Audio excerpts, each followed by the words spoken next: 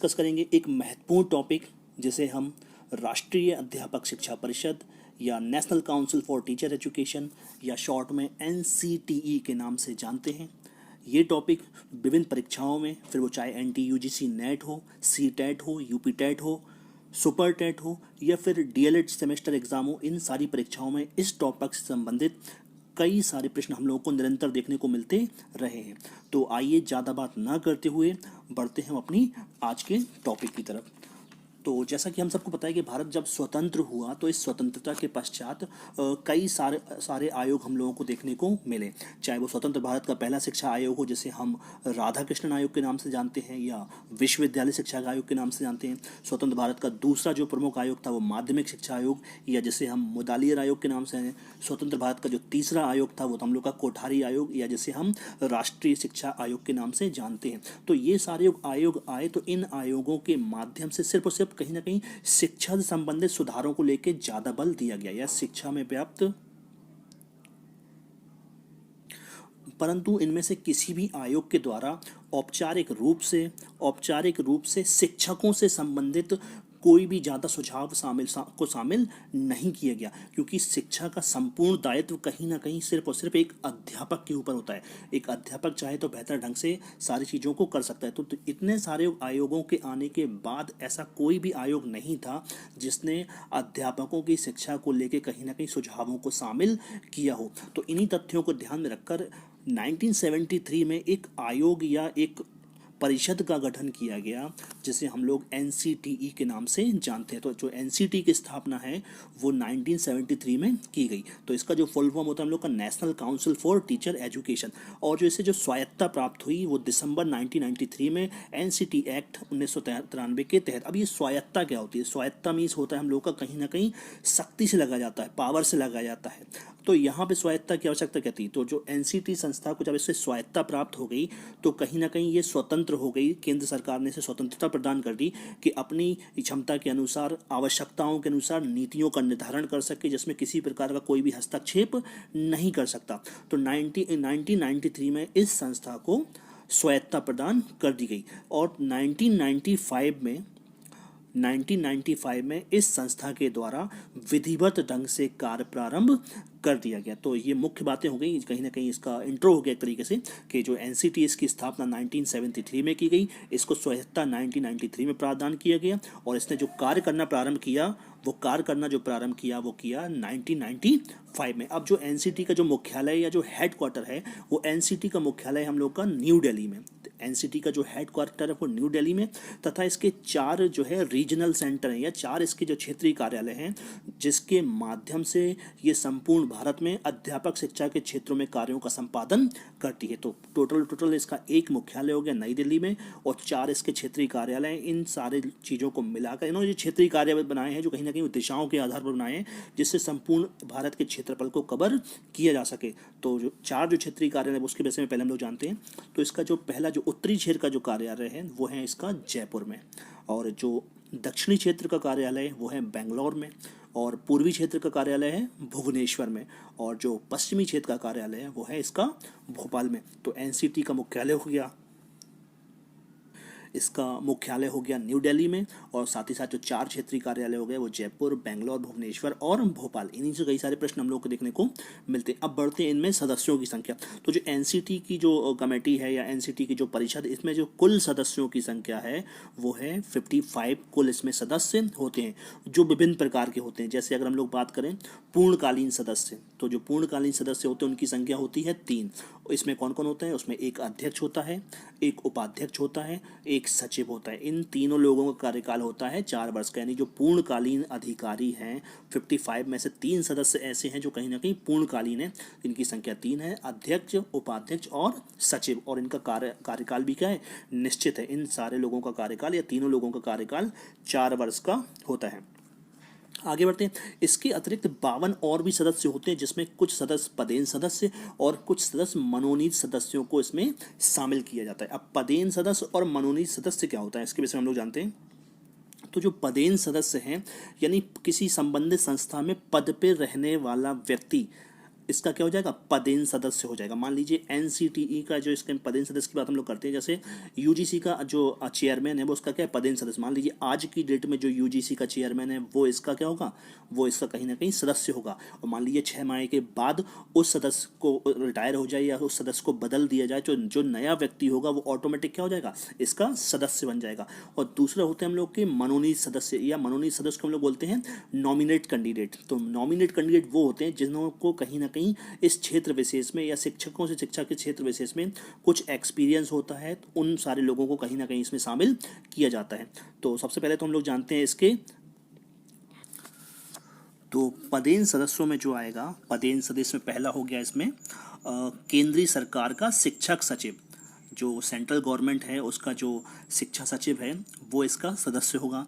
UGC का अध्यक्ष यानी यूनिवर्सिटी ग्रांट कमीशन या विश्वविद्यालय अनुदान आयोग का जो अध्यक्ष होगा वो इसका सचिव होगा। साथ ही में एनसीईआरटी का निर्देशक यानी national council educational research and training, इसका जो निर्देशक होगा वो किसका क्या होगा, वो इसका हो जाएगा, सदस्य हो जाएगा। साथ ही साथ में न्यूपा यानी national university of educational planning and administration, तो जो न्यूपा का जो निर्देशक होगा वो भी इसका सदस्य होगा। साथ ही साथ में सीबीएसई का अध्यक्ष जो यानी central board of secondary education, इसका जो अध्यक्ष होगा वो भी इसका सदस्य होगा। कैसा सदस्य होगा, ये पद पे रहने वाला सदस्य है, ये पदेन सदस्य होगा। साथ ही साथ में योजना आयोग का परामर्शदाता यानी योजना आयोग यानी वर्तमान समय जैसे हम लोग नीति आयोग के नाम से जानते हैं, तो नीति आयोग या फिर योजना आयोग का परामर्शदाता भी क्या होगा, परामर्शदाता भी इसका सदस्य होगा। साथ ही साथ में वित्त सलाहकार यानी जो सेंट्रल गवर्नमेंट का वित्त सलाहकार है, फाइनेंशियल एडवाइजर है,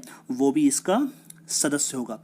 और साथ ही साथ में एआईसीटीई का सेक्रेटरी भी इसका सदस्य होगा। अब एआईसीटी क्या है, एआईसीटी हम लोग की ऑल इंडिया जो एआईसीटी है वो है all India council for technical education, all India council for technical education, तो इसका जो सेक्रेटरी है वो भी इसका सदस्य होगा। और साथ ही साथ में जितने भी 4 क्षेत्रीय कार्यालय मैंने बताए हैं उन 4 क्षेत्रीय कार्यालयों के जो भी अध्यक्ष होंगे वो भी इसके पदेन सदस्यों के रूप में शामिल हो जाएंगे। अब दूसरा हम लोग देखते हैं इसके मनोनीत सदस्य। मनोनीत सदस्य यानी जो नॉमिनेट किए जाते हैं, अभी मैंने बताया हुआ था पदेन सदस्य और मनोनीत सदस्य। मनोनीत सदस्यों में 3 सदस्य संसद से होंगे, जो भारत की लोकसभा और राज्यसभा से मिलकर जो भारत की संसद बनती है उसमें से 3 लोग इस संसद से चुने जाएंगे। और 3 सदस्य होंगे प्राथमिक माध्यमिक एवं प्रसिद्ध शिक्षण संस्थानों से, यानी 3 सदस्य हो गए संसद से और 3 ऐसे सदस्य हो गए जो प्राथमिक स्तर पर, माध्यमिक स्तर पर या किसी प्रसिद्ध शिक्षण संस्थानों से संबंधित व्यक्ति होंगे। आगे बढ़ते हैं, 9 सदस्य होंगे प्रांतीय सरकारों में प्रतिनिधित्व करने वालों से, यानी जो राज्य सरकारें, जो राज्य सरकारें हम लोगों की, उन राज्य सरकारों में से 9 सदस्यों को चुना जाएगा जो कहीं ना कहीं प्रतिनिधित्व करते हैं। आगे बढ़ते हैं, जो 13 सदस्य हैं वो विभिन्न प्रकार की शिक्षा के विशेषज्ञों में से चुने जाते हैं, यानी जो 13 सदस्य होंगे वो कहीं ना कहीं शिक्षा के क्षेत्र में जो एक्सपर्ट है, जो विशेष कहीं ना कहीं नॉलेज है या विशेष अनुभव है, उन व्यक्तियों को भी इसका मनोनीत सदस्य कर दिया जाएगा। और इन मनोनीत जितने भी सदस्य हैं, इन मनोनीत सदस्यों का कार्यकाल 2 वर्ष का होगा। तो ये भी प्रश्न बन सकता है, जो हम लोगों के पूर्णकालीन अधिकारी हैं उनका 4 वर्ष का कार्यकाल होगा, और जो पदेन सदस्य हैं वो जब तक उस पद पे मौजूद हैं तब तक वो इसके सदस्य रहेंगे, और जो नॉमिनेट सदस्य हैं यानी जो मनोनीत सदस्य हैं उनका कार्यकाल 2 वर्ष का होगा। अब आगे बढ़ते हैं, राष्ट्रीय अध्यापक शिक्षा परिषद के उद्देश्य एवं कार्य। तो जो राष्ट्रीय अध्यापक शिक्षा थी या एनसीटीई थी, इसका जो है, तो इस एनसीटी का जो उद्देश्य क्या है, तो मुख्य रूप से अगर इसकी हम बात करें तो एनसीटी का जो मुख्य उद्देश्य था वो कहीं ना कहीं शिक्षकों की शिक्षा से संबंध था, यानी जो शिक्षकों की शिक्षा के क्षेत्र में व्याप्त समस्याओं को जानना, उनको दूर करना, उनके लिए नीतियों का निर्धारण करना और तमाम तरह की उनको सुविधाएं उपलब्ध कराना, जिससे कहीं ना कहीं देश की शिक्षा व्यवस्था को बेहतर बनाया जा सके। तो जो राष्ट्रीय अध्यापक शिक्षा है, इसके जो मुख्य उद्देश्य, उन कार्यों को मैंने कुछ क्रमबद्ध किया, तो आप उसको देखते हैं। तो पहला आ जाएगा, शिक्षक शिक्षा के विभिन्न पहलुओं के संबंध में केंद्र एवं राज्य सरकारों और यूजीसी एवं विश्वविद्यालयों को सलाह प्रदान करना, यानी जो एनसीटी है उसका जो मुख्य उद्देश्य है वो अध्यापक शिक्षा के क्षेत्र में के विभिन्न पहलुओं को प्रत्येक पक्ष में कहीं ना कहीं या प्रत्येक पक्ष के संबंध में केंद्र सरकारों को, राज्य सरकारों को, यूजीसी को एवं विश्वविद्यालय अनुदान आयोग को कहीं ना कहीं सलाह प्रदान करना कि अध्यापकों के क्षेत्र में क्या क्या चीज़ें की जानी चाहिए, ऐसी सलाह किसको देना, इन सारे लोगों को देना। सेकंड पॉइंट की तरफ बढ़ते हैं। सभी प्रकार की शिक्षक संस्थाओं के लिए मानदंड निर्धारित करना, या जितनी प्रकार की शिक्षक संस्थाएं हैं जो कहीं ना कहीं अध्यापकों को प्रशिक्षण देने का काम करें, चाहे वो बीटीसी कॉलेज हो, बीएड कॉलेज हो, एमएड कॉलेज हो, या तमाम प्रकार के और जो भी कोर्स संचालित हैं, बीएलएड महाविद्यालय हैं, तो इन सारे में जो भी अध्यापकों की शिक्षा, जो प्रशिक्षुओं को शिक्षा दी जा रही है, उनसे संबंधित नॉर्म्स को निर्धारित करना या उनसे संबंधित नीतियों का निर्धारण करना। नेक्स्ट की तरफ बढ़ते हैं। सभी प्रकार की शैक्षिक शिक्षा संस्थाओं के शिक्षकों की न्यूनतम शैक्षिक योग्यता निर्धारित करना और साथ ही साथ में उनका वेतनमान निर्धारित करना। तो एनसीटी का जो एक मुख्य कार्य और हो जाएगा कि जितनी भी शिक्षा संस्थाएं हैं, इन शिक्षा संस्थाओं में कार्य करने वाले जो शिक्षक हैं, जो अध्यापक हैं, उनकी मिनिमम एलिजिबिलिटी क्या होनी चाहिए या उनकी जो न्यूनतम योग्यता क्या होनी चाहिए। जैसे वर्तमान समय अगर कोई बीएड का अध्यापक है तो उसे बीएड डिपार्टमेंट में शिक्षण कार्य करने के लिए मिनिमम क्या होना चाहिए, पीजी होना चाहिए। साथ में उसको संबंधित विषय से परा स्नातक के साथ साथ नेट क्वालिफाई होना चाहिए, या साथ ही साथ में अगर वो पीएचडी भी है तो भी वो कहीं ना कहीं प्रशिक्षक महाविद्यालय में टीचिंग कर सकता है। तो इसमें ये साफ साफ कहा गया है प्रशिक्षक संस्थाओं में न्यूनतम योग्यता का निर्धारण करना, साथ ही साथ में उनका वेतन को निर्धारित करना, यानी जो उनकी सैलरी है कहीं ना कहीं वो निर्धारण करना, यानी कि कोई संस्था निर्धारित ये नहीं कर सकती। किसके द्वारा किया गया, ये एनसीटी नॉर्म्स के अकॉर्डिंग उनको प्रदान किया जाएगा। आगे बढ़ते हैं। सभी प्रकार की शिक्षण संस्थाओं के लिए पाठ्यक्रम निर्धारित करना और समय समय पर नए पाठ्यक्रमों को शुरू करना, यानी जो भी अध्यापक प्रशिक्षण से लेकर जो भी संस्थान है, बीएड, बीटीसी, एमएड या जो भी है, उनके लिए पाठ्यक्रम कौन निर्धारित करता है, उनके लिए पाठ्यक्रम का निर्धारण किसी विद्यालय या महाविद्यालय के द्वारा नहीं किया जाता, उनके लिए पाठ्यक्रम का निर्धारण एनसीटी के अनुसार किया जाता है और साथ ही साथ में उसमें निरंतर नई नई चीज़ों को शामिल किया जाना। तो ये भी क्या है, ये भी एनसीटी का एक प्रमुख कार्य है। आगे बढ़ते हैं। सभी प्रकार की शिक्षा संस्थाओं में अभ्यर्थियों की न्यूनतम योग्यता निर्धारित करना और उनके चयन की प्रक्रिया के संबंध में सलाह देना, यानी एनसीटी का एक मुख्य कार्य और है जो शिक्षकों के साथ साथ नीतियों का निर्धारण कर रहा है, साथ ही साथ में उन महाविद्यालयों में या उन विद्यालयों में पढ़ने वाले जो भी छात्र छात्राएं, उनकी न्यूनतम योग्यता निर्धारित करना या उनकी न्यूनतम योग्यता क्या होनी चाहिए और उनके चयन की प्रक्रिया क्या होगी। फॉर एग्जांपल मान लीजिए बीएड है, तो बीएड की जो एनसीटी के अकॉर्डिंग जो न्यूनतम योग्यता है वो क्या है, वो ग्रेजुएशन है कि आप चाहे बीएससी हो, चाहे बीए हो या बीकॉम है, या जिस भी विषय से आप या जिस भी स्ट्रीम से आप कहीं ना कहीं ग्रेजुएट हैं, तो आप कहीं ना कहीं बीएड कर सकते हैं। अगर हम बीएलएड की बात करें तो बीएलएड के लिए जो न्यूनतम योग्यता वो क्या है, वो 12th है। अगर आप 12th हैं, चाहे वो मैथ्स से हैं, चाहे बायो से हैं, चाहे वो आप आर्ट्स से हैं, तो भी आप क्या बीएलएड में प्रवेश ले सकते हैं। और उनके चयन की प्रक्रिया क्या होगी, मान लीजिए बीएड में एंट्रेंस एग्जाम के माध्यम से चयन होता है व्यक्ति का, बीटीसी में भी मेरिट बेस पे चयन होता है, और बीएलएड बेस में यूनिवर्सिटी वाइज कहीं ना कहीं कंपटीशन एग्जाम भी वो करा देते हैं, यानी रिटन टेस्ट भी वो करा देते हैं। तो ये सारा निर्धारण किसके द्वारा किया जा रहा है, ये सब कुछ निर्धारण किया जा रहा राष्ट्रीय अध्यापक शिक्षा परिषद के द्वारा। आगे बढ़ते हैं। देश के सभी शिक्षा संस्थाओं में समन्वय स्थापित करना और किसी भी स्तर की शिक्षा के प्रसार में संतुलन को बनाए रखना, यानी देश में जो भी शिक्षा संस्थाएं मौजूद हैं, जितनी भी शिक्षण संस्थाएं मौजूद हैं जहाँ पे अध्यापक प्रशिक्षण का कार्य चल रहा है, उनके बीच में कहीं ना कहीं कोऑर्डिनेशन बनाना, यानी तालमेल को बनाना। मान लीजिए यूपी डीएलएड है, या उत्तर प्रदेश में जो बीएड चल रहा है, या मध्य प्रदेश में जो बीएड चल रहा है, ऐसा नहीं कि यहाँ पे कुछ अलग होगा, वहाँ पे कुछ अलग होगा। हर जगह पे कहीं ना कहीं संस्थाओं के बीच में तालमेल को बनाना, या जिस प्रकार के जो प्रोसेस यहाँ का रहेगा वही प्रोसेस अदर स्टेट का भी रहेगा, क्योंकि ये सारे कहाँ से मान्यता प्राप्त है, ये सारे महाविद्यालय या विद्यालय सब कुछ जो है एनसीटी की गाइडलाइंस के अकॉर्डिंग काम करते हैं। और साथ ही साथ में शिक्षा के प्रसार में संतुलन बनाना, कहीं ना कहीं बैलेंसिंग बनना कि किस प्रकार से शिक्षकों को शिक्षा दी जाए। बढ़ते हैं आगे की तरफ। अध्यापक शिक्षा के क्षेत्र में शोध कार्य और नवाचारों को बढ़ावा देना और शोध स्तर को उन्नत करना है। कहीं ना कहीं जो अध्यापक शिक्षा के क्षेत्र में रिसर्च वर्क जो है उसको ज़्यादा से ज़्यादा बढ़ावा देना कि अध्यापक शिक्षा को कैसे बेहतर बनाया जा सकता है, और नवाचारों को बढ़ावा देना। नवाचार यानी हम लोग का इनोवेशन यानी नए नए विचारों को बढ़ावा देना, जिससे कहीं ना कहीं बेहतर ढंग से अध्यापकों को प्रशिक्षण दिया जा सके, यानी अध्यापक शिक्षा के उद्देश्यों को प्राप्त किया जा सके। तो ये भी किसका कार्य हो जाएगा, ये भी एनसीटी का कार्य हो जाएगा कि अध्यापक शिक्षा के क्षेत्र में शोध कार्य को ज़्यादा से ज़्यादा बढ़ावा दे और नए नए विचारों को शामिल करने पर बल दे, और साथ ही साथ में शोध स्तर को बेहतर बनाए या शोध स्तर को कहीं ना कहीं आगे बढ़ाने वाला बनाए। आगे बढ़ते हैं।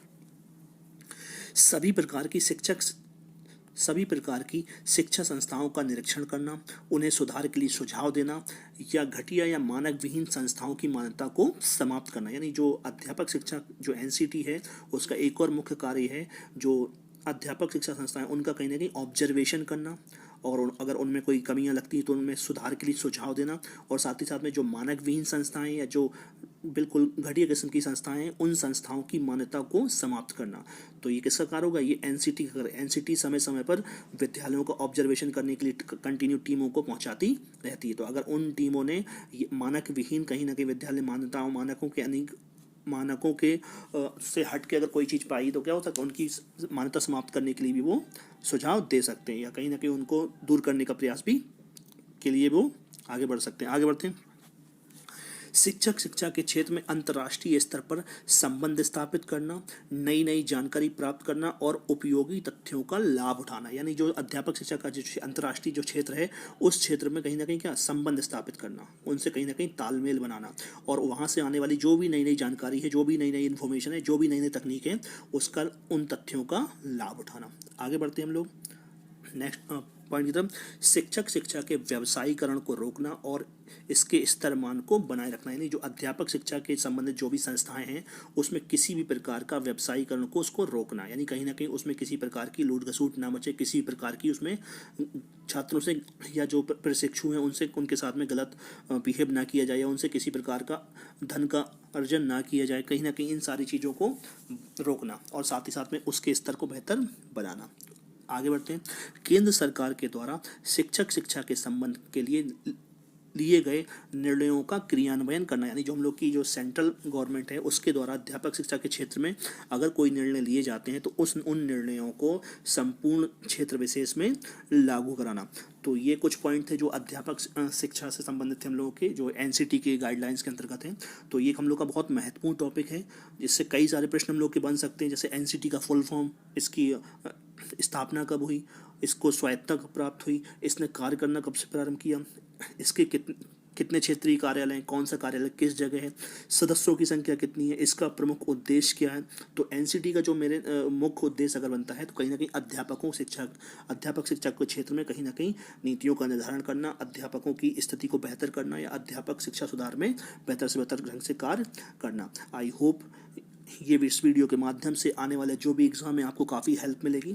और अगर वीडियो पसंद आया होगा तो लाइक करिएगा, कमेंट करिएगा, शेयर करिएगा और जो भी चैनल पे नया हो चैनल को सब्सक्राइब करिएगा और बेल आइकन को प्रेस करें ताकि इसी प्रकार की और भी जो वीडियोज़ हैं उसकी नोटिफिकेशन आपको टाइम टू टाइम मिलते रहे। तब तक के लिए thank you and have a nice